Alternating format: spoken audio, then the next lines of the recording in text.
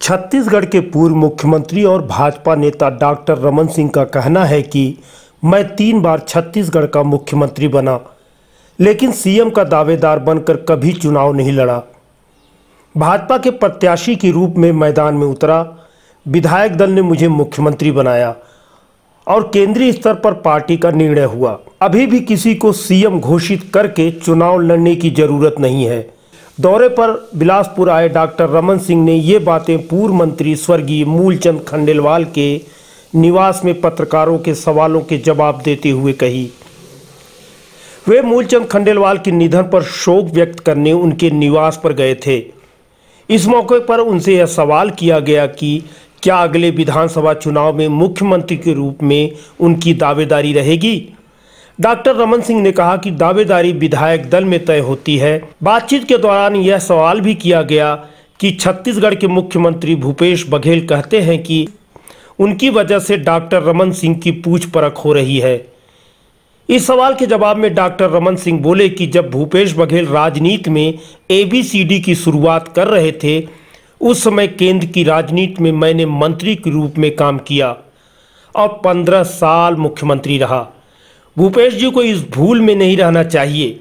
वे अपनी कुर्सी बचाने के लिए लगातार झूठ बोल रहे हैं। पूर्व मुख्यमंत्री ने कहा कि छत्तीसगढ़ में माफियाओं का बोलबाला है। छत्तीसगढ़ की मौजूदा सरकार ने जन घोषणा पत्र में किए अपने वादे पूरे नहीं किए हैं। छत्तीसगढ़ के किसानों की मौत पर मदद करने की बजाय मुख्यमंत्री यूपी में जाकर आंसू बहा रहे हैं। उन्होंने यह भी कहा कि छत्तीसगढ़ में 2.5 साल के मुख्यमंत्री को लेकर फैसला नहीं हुआ है और यह बात भी कही कि कांग्रेस के लोग आपस में लड़ झगड़ रहे हैं। इससे छत्तीसगढ़ में नया कल्चर आगे बढ़ रहा है।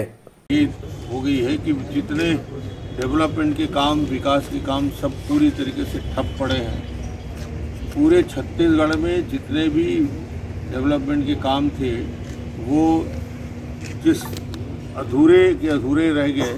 मुझे लगता है कि जिस प्रकार का वातावरण छत्तीसगढ़ में बना है और जिस प्रकार के इस 3 साल के अंदर राजनीतिक कल्चर डेवलप हुआ है, वो अपने आप में छत्तीसगढ़ के उस कल्चर के बिल्कुल विपरीत है। जिस प्रकार माफिया राज छत्तीसगढ़ में हो चुका है, शराब माफिया, रेत माफिया, कोल माफिया, और इसके सिवाय कोई ऐसे विषय नहीं जहां अधिकारियों की नियुक्ति, उसके पोस्टिंग और ट्रांसफ़र के लिए बोली लगाई जाती हो।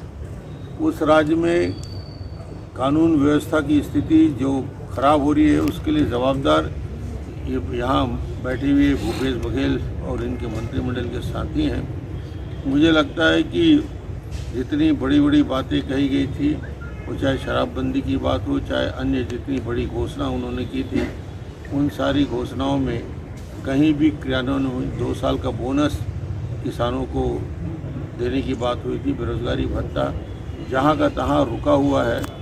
और आज धान खरीदी को लेकर किसान और किसान के साथ साथ भारतीय जनता पार्टी ने भी इस बात को मांगी कि यही भूपेश बघेल है मुख्यमंत्री। जब हमारी सरकार थी तो चिट्ठी लिखकर प्रदर्शन करके मांग करते कि धान खरीदी 1 दिसंबर से नहीं 1 नवंबर से किया जाए, बार बार करते थे। और आज जब मुख्यमंत्री बन गए तो वो भूल गए कि धान खरीदी के लिए कैसे आग्रह बार बार करते थे और कांग्रेस का दबाव रहता था। आज धान पूरी तरीके से कट चुका है, उसके बाद भी व्यवस्था नहीं हुई। और छत्तीसगढ़ में अव्यवस्था की स्थिति ये है कि पूरे के पूरे छत्तीसगढ़ में जितने भी धान खरीदी केंद्र थे, उसमें 8 लाख मीट्रिक टन से ज़्यादा के धान सड़ गए हैं। ये स्थिति छत्तीसगढ़ के किसानों के द्वारा उत्पादित धान की है। कांग्रेस के अंदर एक वर्क कल्चर जो दिख रहा है, इनके कार्यालय में जो घटनाएं लगातार हो रही है, आपस में किस प्रकार इनके द्वंद्व चल रहे हैं। और केंद्रीय स्तर में 2.5 साल की राजनीति अभी तक सिमटी नहीं है, दिल्ली ने कोई फैसला नहीं किया है और ये पूरा प्रशासन पूरी तरीके से पंगु बना हुआ है और इंतजार कर रहा है कि केंद्र से या इनके राष्ट्रीय नेतृत्व से घोषित तो हो कि 2.5 साल आने वाले 2 साल के लिए मुख्यमंत्री कौन होगा, बदलेंगे कि वही रहेगा। डॉक्टर साहब, एक सवाल है कि आप बार बार टालते हैं, आप खुल के बता दीजिए कि इस विधानसभा चुनाव में आप मुख्यमंत्री के दावेदार हैं या नहीं। हमारे यहाँ बीजेपी में कोई दावेदार ऐसा आज तक, मैं 3 बार मुख्यमंत्री बना मगर कहीं दावेदार बन के मैं चुनाव नहीं लड़ा था। मैं भी भारतीय जनता पार्टी प्रत्याशी की तरफ से लड़ा था और विधायक दल ने मुझे मुख्यमंत्री बनाया और केंद्रीय स्तर में पार्टी का निर्णय होता है। अभी भी किसी को घोषित करके चुनाव लड़ने की जरूरत नहीं है। विधायक दल हम लोग जब जीतेंगे और विधायक दल में बैठक होगी उसमें निर्णय हो जाता है और 1 घंटे में निर्णय होता है। सीएम के नाम से कभी हमने वोट नहीं मांगा कि इसके उस नाम से वोट। दावेदारी रहेगी कि नहीं रहेगी आपकी? दावेदारी तो विधायक दल में तय होता है। भूपेश बघेल कह रहे हैं कि मेरे कारण आपकी पूछ-परख हो रही है, रमन सिंह की पूछ-परख मेरे कारण। उनकी वजह से डॉक्टर रमन की पूछ-परख, डॉक्टर रमन को 15 साल मंत्री और 5 साल केंद्र मंत्री, 20 साल की राजनीति मुझे इसी क्षेत्र में करते हो गया। भूपेश जी जब ABCD की शुरुआत की थी तब डॉक्टर रमन केंद्रीय स्तर में केंद्र में मंत्री के हिस्से से काम किया, तो भूपेश जी को इस भूल में नहीं रहना चाहिए। वो अपने ही कुर्सी बचाने के लिए जितना झूठ बोल सकते हैं और बोलने की में कसर नहीं छोड़ रहे हैं। उनको छत्तीसगढ़ के किसानों की चिंता नहीं है, छत्तीसगढ़ के आदिवासियों की चिंता नहीं है। गोली से यहाँ 3-3 लोगों की मौत, पुलिस की गोली से मौत हो जाती है सिलगेर में, मगर 50 लाख की घोषणा जाकर उत्तर प्रदेश में करते हैं प्रियंका जी को बगल में खड़े करके, क्योंकि उत्तर प्रदेश में किसानों की पीड़ा देखकर आंसू निकलता है, छत्तीसगढ़ में वो आंसू नहीं निकलते।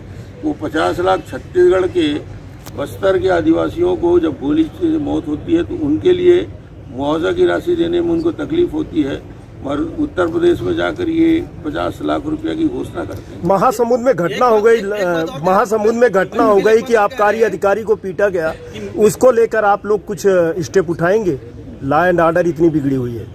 लॉ एंड ऑर्डर की क्या बात कर रहे हैं? रोज यहाँ के तहसीलदार, SDM, रेत के माफिया रोज पिटाई कर रहे हैं।